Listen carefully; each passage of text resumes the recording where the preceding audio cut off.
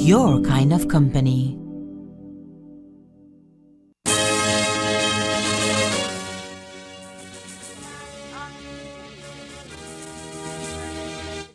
Underway in Corozal as domestic dispute claims life of local call center agent.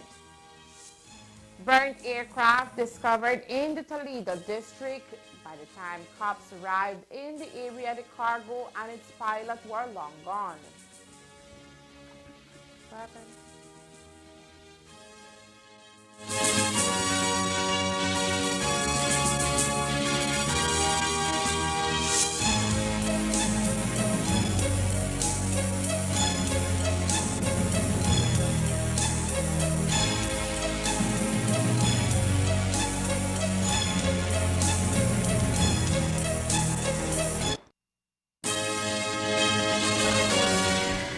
Tonight on CTV3 News, murder investigation underway in Corozal as domestic dispute claims life of local call center agent. Burnt aircraft discovered in the Toledo district. By the time cops arrived in the area, the cargo and its pilot were long gone. Arson claims 3 vehicles in $500,000 loss for Hutch and Lanny family. Anniversary with $1 million jackpot, 14 winners share life-changing prize. These are some of the stories we have for you tonight in our newscast for Monday, December 23rd, 2024.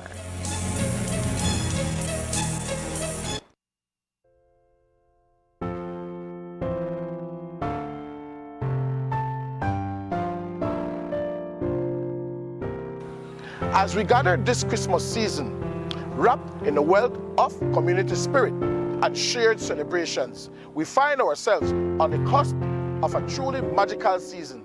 I stand before you, representing the Orange Town Council, to extend a heartfelt wishes for a wonderful holiday filled with light, laughter, and joy.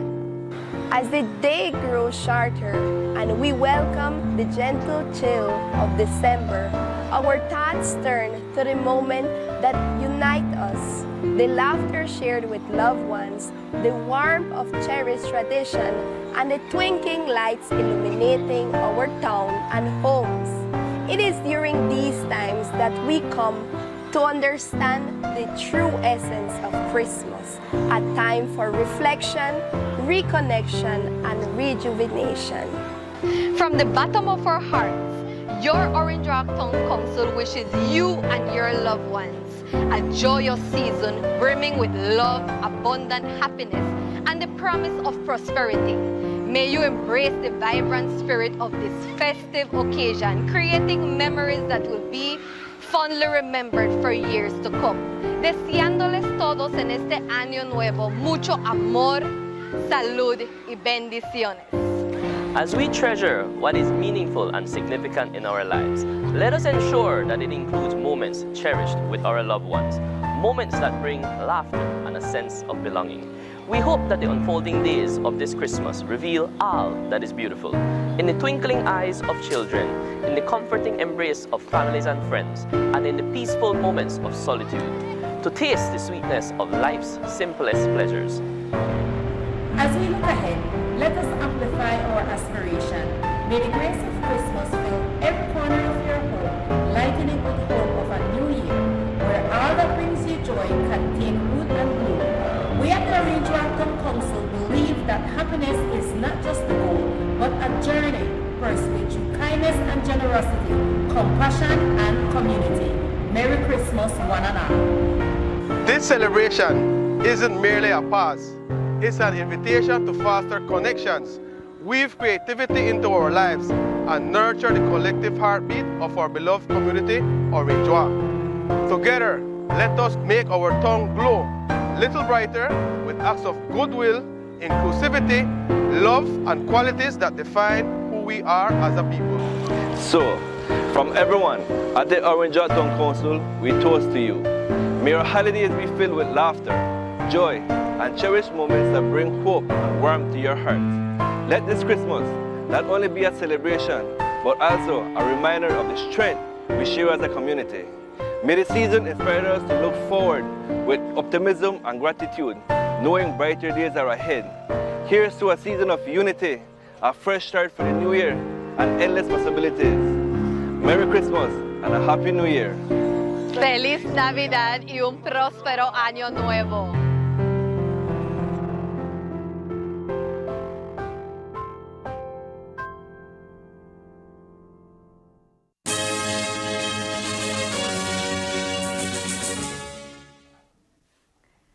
Good evening. With your news also simulcast on Fiesta FM 106.7, I am Joanna Rodriguez. The Curacao Police Department is working diligently to piece together the circumstances surrounding a tragic murder that occurred late last night. Around 9:30 p.m., emergency reports emerged regarding a fatal incident at a wooden house located on G Street in Curacao Town. The victim has been identified as Anthony Eugene.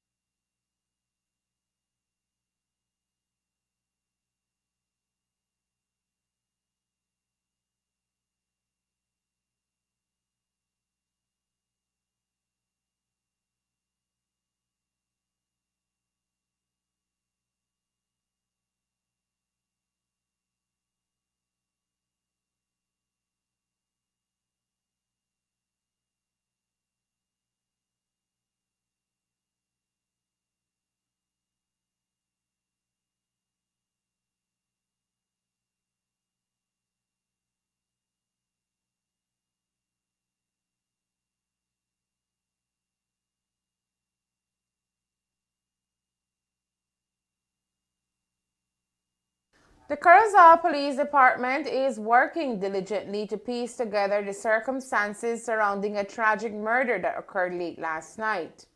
Around 9:30 p.m., emergency reports emerged regarding a fatal incident at a wooden house located on G Street in Curacao Town. The victim has been identified as Anthony Eugene Lewis, a 40-year-old call center agent from Hatterville Village in the Belize District. Preliminary investigations suggest that the altercation was rooted in a domestic dispute. Sources indicate that Lewis was involved in an affair with the daughter of one of the individuals present during the incident, leading to heightened tensions. The mother of the girl had seemingly accepted the relationship. However, events escalated dramatically last night. According to witnesses, Lewis was restrained, tied by his hands and feet, and subsequently stabbed multiple times in front of his two minor children, aged 10 and 9. This, however, is yet to be confirmed by authorities. As of this evening, police have detained several individuals for questioning in connection with this horrifying incident. Curacao police have remained tight-lipped about the case, providing minimal information to the public. However, Assistant Commissioner of Police Alberto Romero acknowledged that initial investigations revealed that Lewis had gone to the house and engaged in a dispute with the family members there.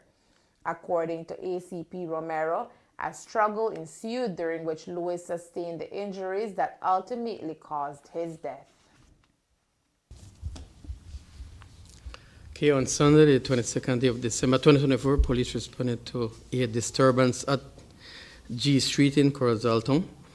Upon their arrival, they found the lifeless body of a male person identified as Anthony Lewis with injuries to the head. Investigation revealed that Lewis came to that house and he had a dispute with the family members there. There was a struggle which led to injuries being caused upon him. This matter is being investigated and the file will be sent to the DPP for directives. So as of now, it's just a death investigation? It is, Anthony Lewis had no lawful authority to be at that house. He was there and confronted the members there, and so the injuries were caused to him. Is it true that, because we received reports that he had some type of relationship with one of the men's minor daughters? That is correct. He is presently on bail as he was charged and taken to court. That matter is pending trial at the Supreme Court. Is that a possible motive for why they attacked him? Though he came to the house, so they defended themselves, and this is what happened. Was he acting aggressive? Yes, he was acting and attacked the family members at the house. Okay, and did he have his 2 children with him? I cannot confirm that. I will not. No charges have been formally filed against any of the detained individuals as of news time. Authorities in Belize are investigating a drug plane landing which happened in southern Belize over the weekend. Police say they received reports of a low-flying aircraft on Sunday around 3 a.m. and they, along with members of the BDF, responded and found the burnt remains of a single-engine aircraft in a remote area of the Toledo district, about 15 minutes out of Dolores village. Further checks in the area led police to the discovery of lights believed to have been used to light up an improvised airstrip along with gas containers. It is of note that the area is near a known illegal crossing to Guatemala. Okay, on Sunday, the 22nd day of December 2024, police and BDF personnel conducted an operation in the Toledo district after a report was received of a low-flying aircraft. They made checks in the area of Dolores village, where 3 miles from the village, they discovered a burnt aircraft, a jet. It was completely burnt. No cargo was found. Searches were conducted in the area, where fuel was found along with some lights. An investigation is being carried out. Investigation continues. Searches continue. And so far, no one has been found or no type of cargo has been found. Did you get information from GIA? I will not say where that information came from. All we know, it was a report of a low-flying aircraft in the area. I'm only asking because last time I know there were some complications with GIA and they didn't report the last plane. That is the information we received, that there was a low-flying aircraft and the police responded. That's all I will say. As mentioned by police, the cargo believed to be drugs along with the pilot were nowhere near the remains. An Orange Walk resident is tonight in police custody and being charged for the crimes of burglary and handling stolen goods. This is following a report made by the owner of San Isidro Tile Baths and Beyond, located at number 3 San Antonio Road, Orange Walk Town. She told cops that between the hours of 5 p.m. on Friday, the 28th of December 2024, and 8:40 a.m. on Saturday, the 21st, her business was broken into. Stolen from inside the store was $350 cash and one Redmi Note 12 Pro cell phone. Video footage of the store showed one person entering the store whom the owners recognized as a past employee of the establishment and identified him as Francisco Bautista. Police further visited the village of San Antonio, where they found 20-year-old Francisco Emmanuel Bautista. Upon his detention, police found $193 in his possession, along with the stolen Redmi Note 12 Pro cell phone. Francisco Bautista, as previously mentioned, was officially arrested and charged on Sunday with the crimes of burglary and handling stolen goods. The Hutchandani family suffered a devastating loss early Sunday morning when 3 of their vehicles were set ablaze in an apparent act of arson. The incident, which took place on Princess Margaret Drive, resulted in an estimated total damage of $500,000 Belize dollars. According to reports, the assailant arrived at the scene via a boat using a highly flammable substance to ignite the vehicles. The flames rapidly consumed all 3 vehicles, leaving behind only charred remains. The vehicles lost include a 2022 black Cadillac Escalade owned by 75-year-old Bob Hutchandani, valued at approximately $250,000, as well as a 2023 gray Audi Q7, also owned by Bob and worth about $150,000. The third vehicle, a brown Chevy Silverado valued at $75,000, belonged to 43-year-old Sanjay Hutchandani. In a press conference following the incident, Assistant Commissioner of Police Alberto Romero, Regional Commander of the Eastern Division, provided details on the investigation. On Sunday, the 22nd day of December 2024, police responded to a report of a vehicle on fire on Princess Margaret Drive. Upon the arrival, they saw 3 vehicles engulfed in flames, an Escalade, an Audi, and a Chevy Silverado pickup truck. The fire department was called and the fire was extinguished. An investigation was carried out. It revealed that these 3 vehicles had been parked there from the night, and investigation showed that 3 persons came to the air, poured a flammable substance on the vehicles and lit them on fire. We have 1 person in custody in regards to this investigation. Any motive? We have not established any motive at this time. The investigation continues. Is the suspect cooperating? I cannot say at this time. He was brought into custody last night, and then follow-up work is being done at this time. 2 additional persons are currently being sought for questioning, although police have withheld their names for the time being. Authorities have urged anyone with information regarding the incident to come forward. The northern sugar industry is currently gearing up to kickstart the 2024-2025 sugarcane crop season amidst a host of serious challenges, including the Fusarium fungus, which continues to affect cane fields, inclement weather, and the undesirable condition of sugar roads. This year, the sugar industry was hoping to kickstart the new crop season in early December. However, the official date for the crop season has been set for December 27th at 10 a.m. We've had discussions with stakeholders, and it was decided that the start of crop would be the 27th of December. BSI had actually proposed that we start on the 16th of December. We know that we have a lot of challenges with rain and climate change in general, but we thought because of the Fusarium disease as well, that we should start as early as possible. However, it was agreed that we would start on the 27th of December, and I think that should be gazetted by now, and we should proceed with that. We don't foresee any challenges in that regard, but of course the farmers and the farmer associations asked for that date because there were concerns about the rains, the condition of fields, but also the condition of roads. Anybody who drives on the roads in Belize know that we are having significant challenges with roads that are in horrible conditions. So, if nothing else goes wrong, we should be seeing a beginning to La Zafra on the 27th. Definitely, as early as possible, and it comes after the start of, usually we would have had a Christmas break. We don't have that Christmas break, and remember, once we crank up, it's 24/7 unless there's a program stop.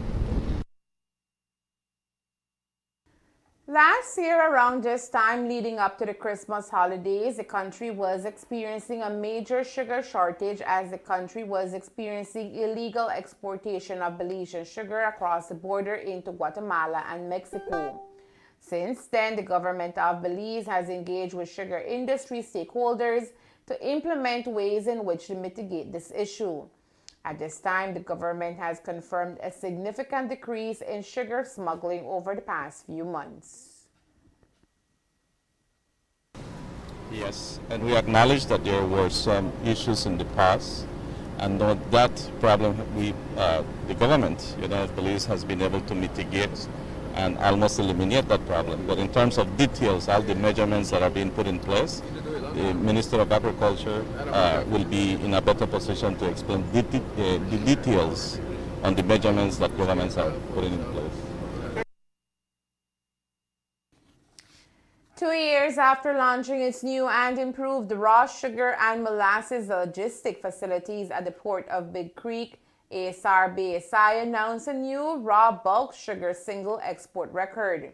This includes a payload of 39,500 metric tons of raw bulk sugar, valued at close to 49 million Belize dollars. Even more cause for celebration for the mill is the time it will take to load the sugar. In the past, it would have taken the miller up to a month to load up and ship out their product to the UK, but thanks to significant investments made at the Big Creek port in 2022, once they are on schedule, it only takes up to 6 days, which means that the shipment is expected to be shipped by Christmas Eve. The millers celebrated the occasion on Friday at the port, marking a milestone not only for the millers but for the industry on a whole.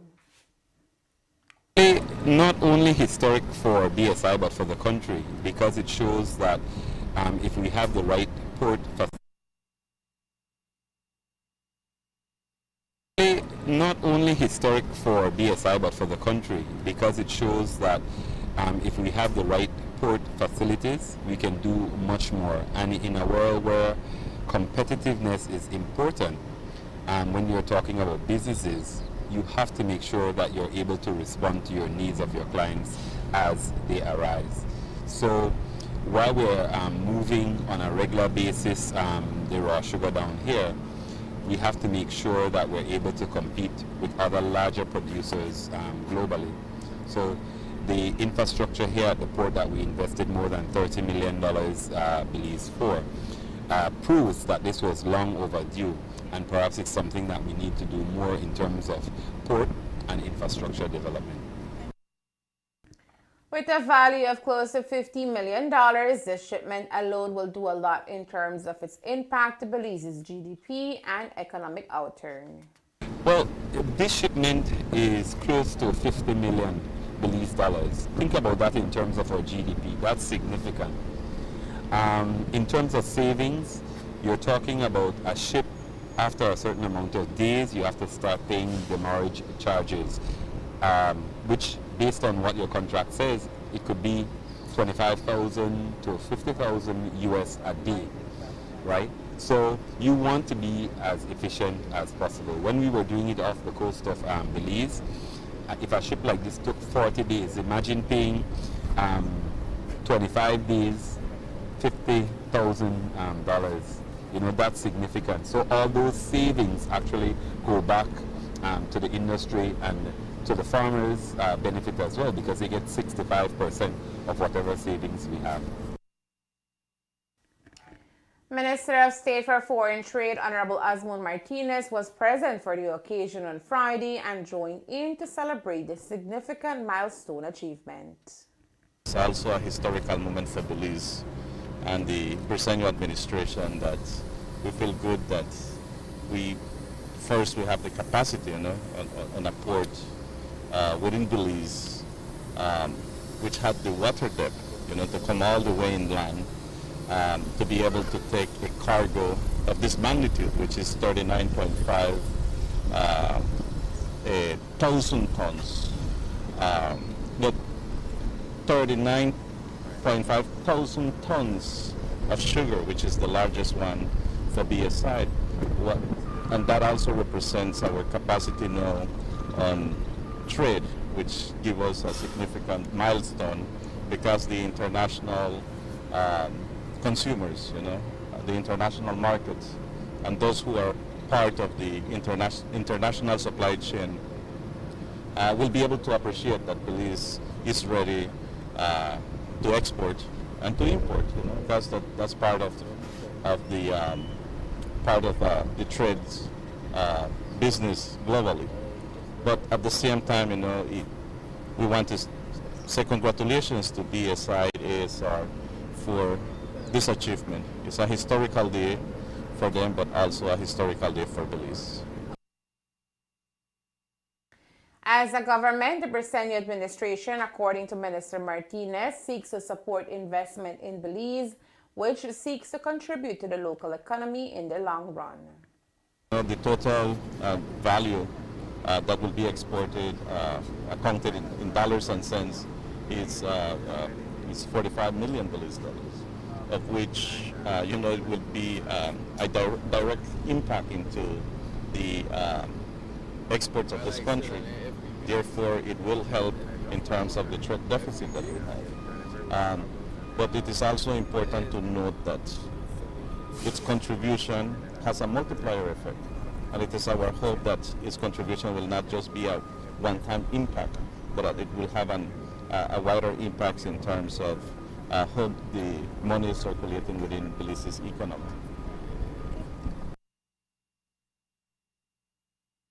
Coming up next, fungal outbreak threatens sugarcane production for the 2024-2025 crop season. Stay tuned.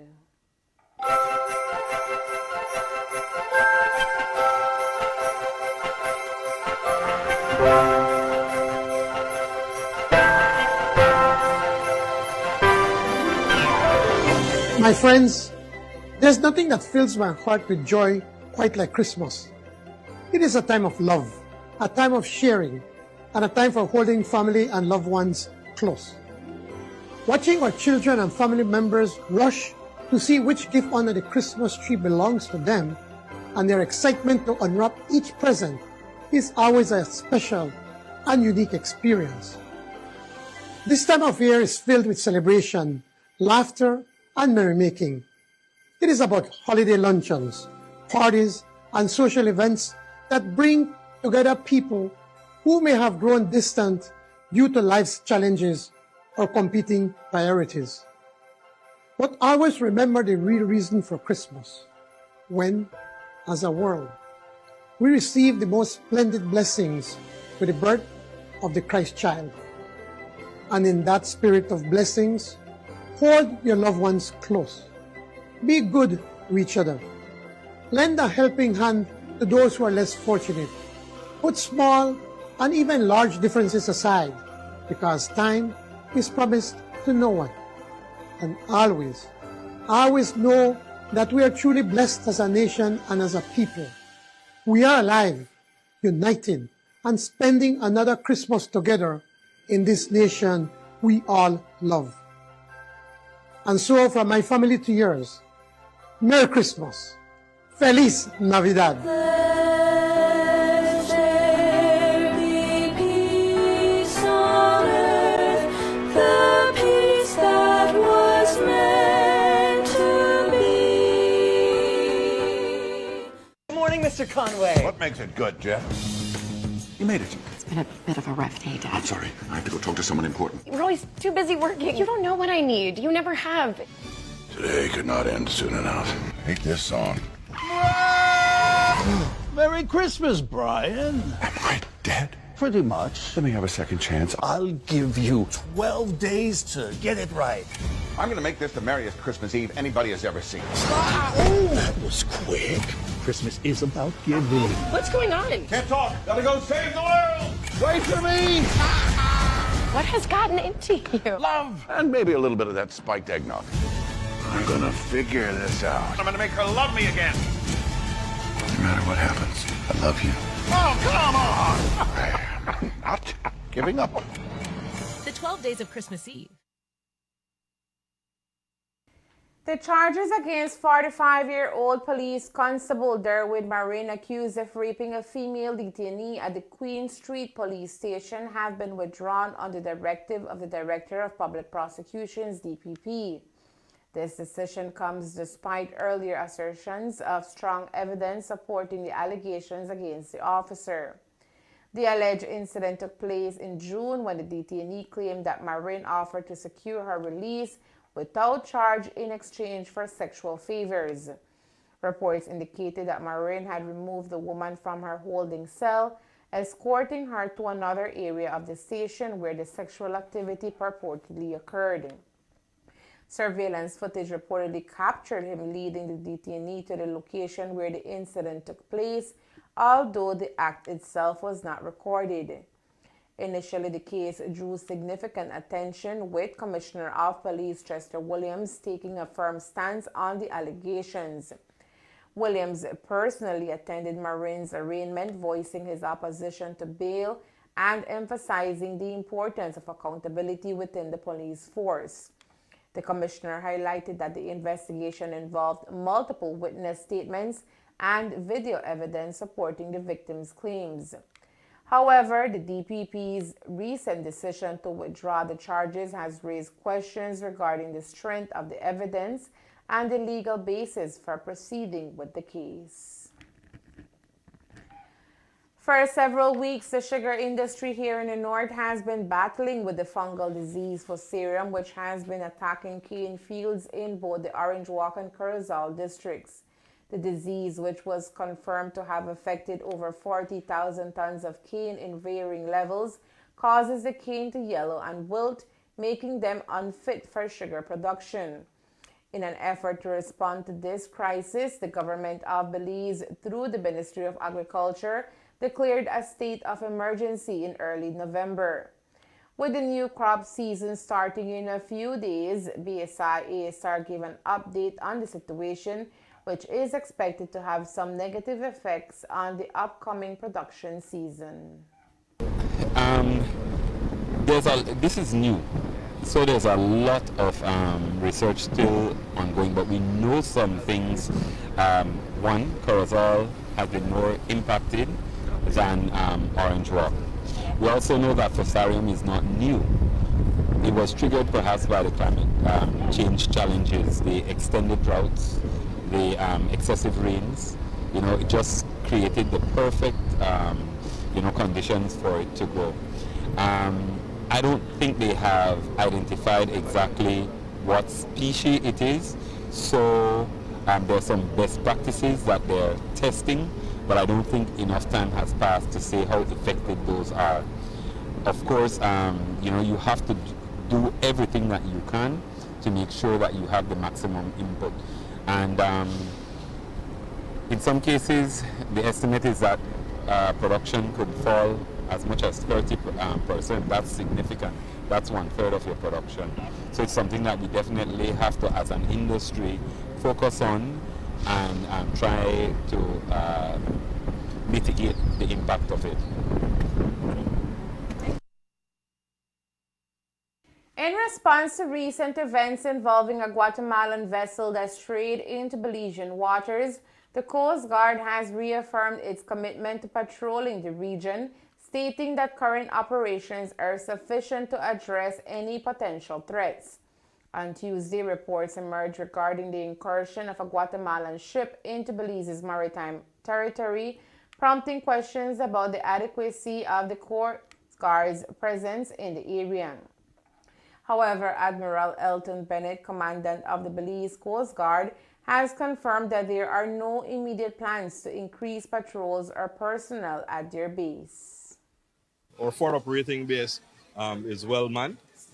They performed very well in that specific operation. I applaud them for being able to recognize that vessel from a distance and got out there and perform our national defense duties to get that vessel out of Belizean waters. So that was very well done. To ask if we will improve or increase operations would imply that we are not at the level of where we should be. And I can tell you that our continuous at-sea presence at that location and beyond, as far south as the Corona Reef, is the reason why we are so vigilant in identifying those threats that come across into our sea spaces. So we are performing well at Hunting Key and elsewhere as well. As Belize continues to navigate complex maritime relationships in the region, the commitment of the Coast Guard to maintain heightened operational readiness stands as a crucial element of the nation's maritime security policy, says the Minister of National Defense and Border Security, Honorable Florencio Marin Jr. I think gunboat is an outdated term. Now that is something from World War II. So I don't know if the Guatemalans have a gunboat, no, but it wasn't a gunboat out there. It was a hydrography boat. And my thoughts on it, as I had mentioned in the speech, that our sailors, our seamen, whenever they see these threats and their incursions into our territorial waters, they go out and they meet it and they diffuse it. So those are my thoughts. And I promise you that as long as these, whenever these things would occur, our seamen and the Coast Guard will be there to diffuse the situation anytime. I have all the faith in our seamen now. I mean, under the able leadership of Admiral Bennett, I mean, they're professionally trained, you know, so they don't go out there like in any necessarily aggressive manner. They go out there firm.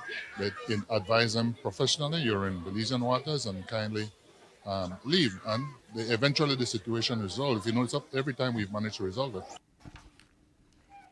We're just 2 days away from celebrating Christmas, and the hustle and bustle associated with the festivities is expected to intensify as Belizeans will be heading into shopping areas to buy gifts and Christmas grocery. As the movement continues, however, the thieves also step up their game to see who they can pounce on to rob or steal from. Since the start of December, and especially for the coming 2 days, the police department will be having a number of operations going on across the country to ensure safety for all.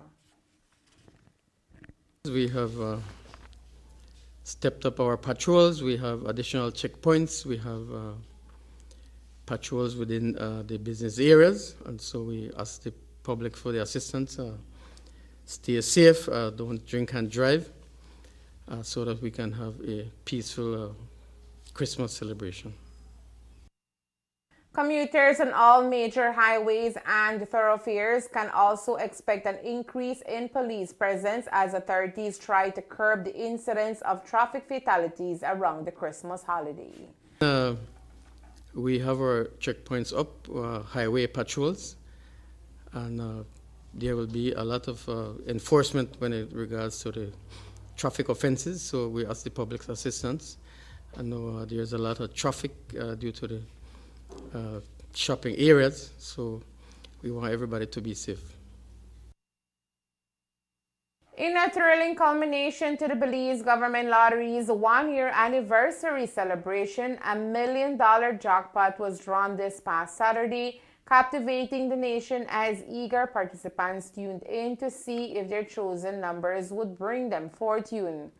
The highly anticipated draw at 10 a.m. revealed the jackpot number 3446, igniting excitement among lottery players across the country. The Briseno administration had initially announced a special anniversary game in November, promoting the event extensively across various platforms. With such a significant sum at stake, Belizeans flocked to their preferred Bolida sellers, keen to select 4 lucky numbers for a chance at winning the life-changing prize. In an exciting twist, the draw resulted in not 1, but 14 lucky winners, all of whom had purchased tickets bearing the winning numbers. Following the draw, a press release from the Belize Government Lotteries confirmed that the $1 million prize will be shared equally among the winners. Each individual will receive approximately $71,428 in tax-free winnings, a staggering boost to their financial fortunes. Each winner has been advised to collect their prize within the next 30 days at the Belize Government Lotteries office in Bamopan, and it is important that the QR code on winning tickets remains clearly readable for prize collection. According to the Managing Director of the Belize Government Lotteries Limited, Janelle Espat, the lottery fell just short of breaking even, with total ticket sales amounting to 924,140 to 76,000 shy of the 1 million prize. SPAT says it is unfortunate that the raffle wasn't able to make a profit, as this would have been earmarked for charitable organizations. We understand that so far 10 winners have already collected their prizes. And there is more news after the break. Stay tuned.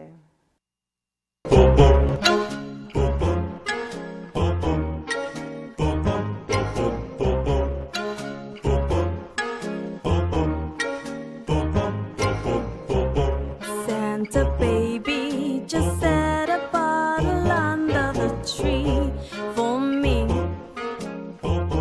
Make it coconut, please. Santa baby, sip some Caribbean rum tonight.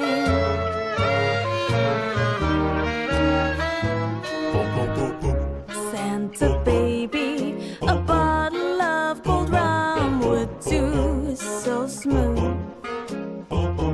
I'll leave one out for you, Santa baby. Sip some Caribbean rum tonight.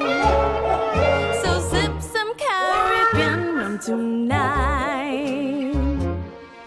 Sip some Caribbean rum tonight. Merry and bright.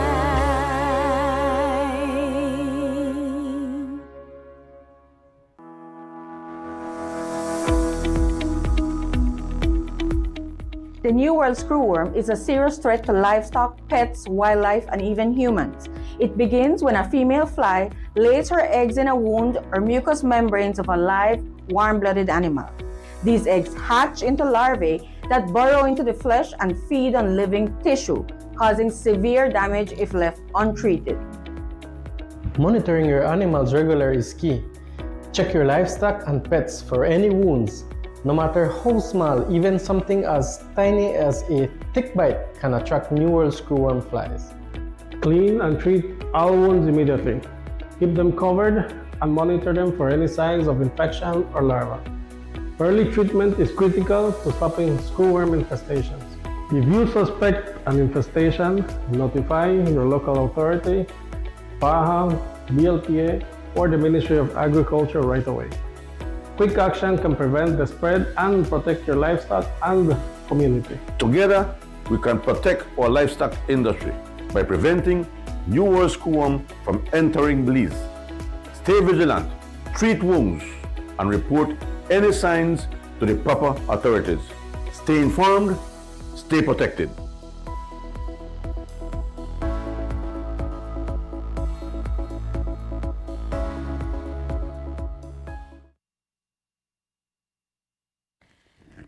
This past weekend marked the second consecutive weekend in which the government of Belize implemented a temporary waiver of the General Sales Tax (GST) on local retail sales, specifically for standard-rated goods.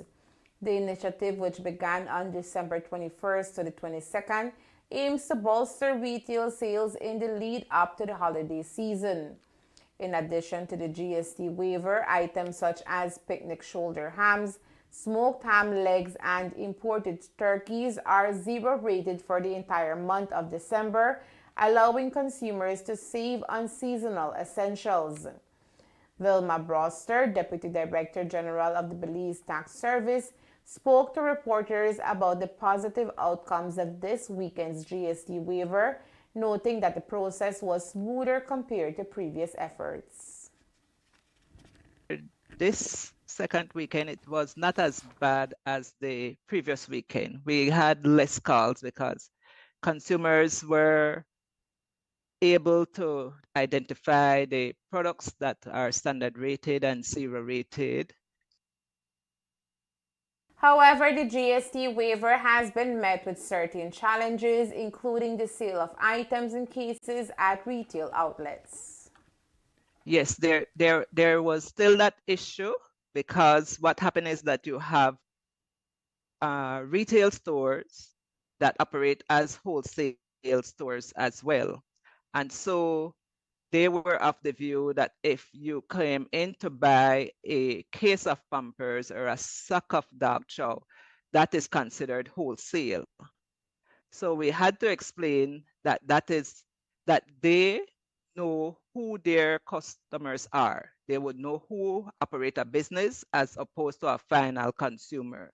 So they can sell 1 to 2 cases to final consumers so that the consumers benefit from the exemption, because people definitely, you and me, would be buying in cases so that we can stock up. So that was what we had to put out there.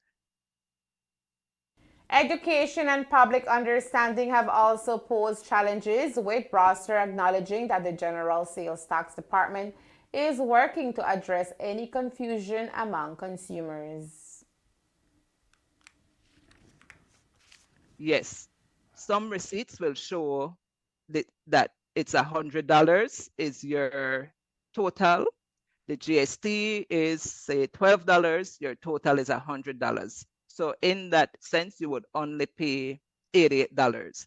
So those are some of the things that consumers were not too aware of, and then they became aware of as time went on and as we sent out flyers to show how it is calculated. As the GST department prepares to evaluate reports from the 2 weekends of free GST shopping, Broster reassured the public that efforts are underway to resolve any glitches that may have occurred.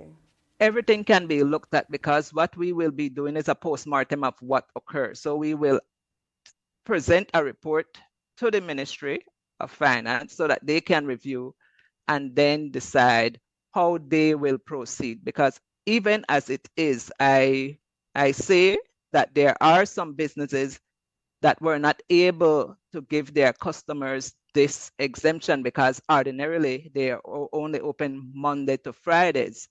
And so that is something too that will be placed in that report to be looked at if there should be a future GST exemption. A pressing concern following the implementation of the GST waiver is the financial impact on the government. When asked about potential losses incurred, Broster cautioned that it remains difficult to provide an exact figure. Unfortunately, we cannot say exactly what that number is, because a return is not filed until the 15th of the following month, and persons are not obligated to report that until then. They are required to submit their sales ledger and purchases ledger, so we would then be able to see the daily sales and what it was per those. We can say that for a couple of businesses that we had received their information for, there was a big jump in what was being sold the 1st to the 13th when you compare the 14th to the 15th. So for some businesses, the 14th and the 15th covered more than what happened between the 1st to the 13th. So yes, we have seen some of that.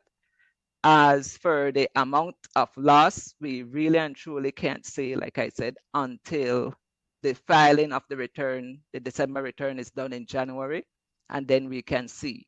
Like I said, whilst the GST would have suffered a loss for those 4 weekends, the business tax should have increased because of the number of persons that were buying. So depending on what we have, what happened for this period of time. It is important to note that the GST waiver did not extend to items ordered or brought on credit, layaway, hire purchase, or those purchased wholesale or on consignment. As the holiday season approaches, the Ministry of Youth, Sports and Transport reminds drivers, passengers, and pedestrians to prioritize safety and adhere to traffic regulations. Increased travel and holiday activities are expected to lead to heavier traffic, heightening the risk of accidents and disruptions. The ministry urges all road users to exercise caution and follow traffic rules, including speed limits, seatbelt requirements, and pedestrian crossing signals. Drivers are also reminded to avoid distractions such as mobile phone use and to designate a sober driver if planning to consume alcohol. To ensure safe travels, the ministry advises conducting proper vehicle maintenance before long-distance trips. Routine checks can prevent breakdowns and contribute to a smooth journey. Increased traffic patrols and roadside checks will be conducted throughout the season, and fines will be issued for violations of traffic laws. The government of Belize has received a payment of $805,794 under the Wet Season Trigger (WST) endorsement of its excess rainfall policy with the Caribbean Catastrophe Risk Insurance Facility (CCRIF). This disbursement followed rainfall linked to Tropical Cyclone Sara, which impacted northern Belize from November 16 to the 18th. While the rainfall event associated with Tropical Cyclone Sara did not meet the criteria to trigger Belize's standard excess rainfall policy, the WST endorsement was activated due to a combination of factors: an exceptionally wet period that began on October 28th and the rainfall during November 16th to the 18th. Minister of State in the Ministry of Finance, Christopher Koyi, welcomed the payout, stating, "The government of Belize welcomes the timely payout generated under the wet season endorsement attached to the CCRIF excess rainfall policy resulting from the passage of Tropical Storm Sara. Our response to recovery efforts will certainly be supported by this disbursement. All CCRIF payouts or policy endorsement payments are made within 14 days of an event. The WST endorsement introduced by CCRIF during the 2023-2024 policy year addresses specific rainfall events occurring during periods of soil saturation. This coverage is designed to mitigate risks associated with flooding and landslides under such conditions." CCRIF CEO Isaac Anthony stressed the importance of this endorsement. These endorsements have been welcomed by our members given the increasing frequency, intensity, and unpredictability of hydrometeorological events they are experiencing, which are likely driven by the changing climate. All CCRIF payouts or policy endorsement payments are made within 14 days of an event. Since its inception, CCRF has issued 78 payouts totaling nearly $400 million across member countries, supporting recovery efforts following disasters.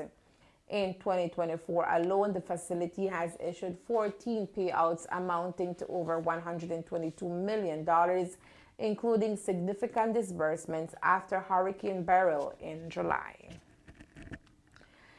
And that's the news. We invite you to join us for another newscast on Tuesday, December 24th, here on CTV3 News and Fiesta FM 106.7.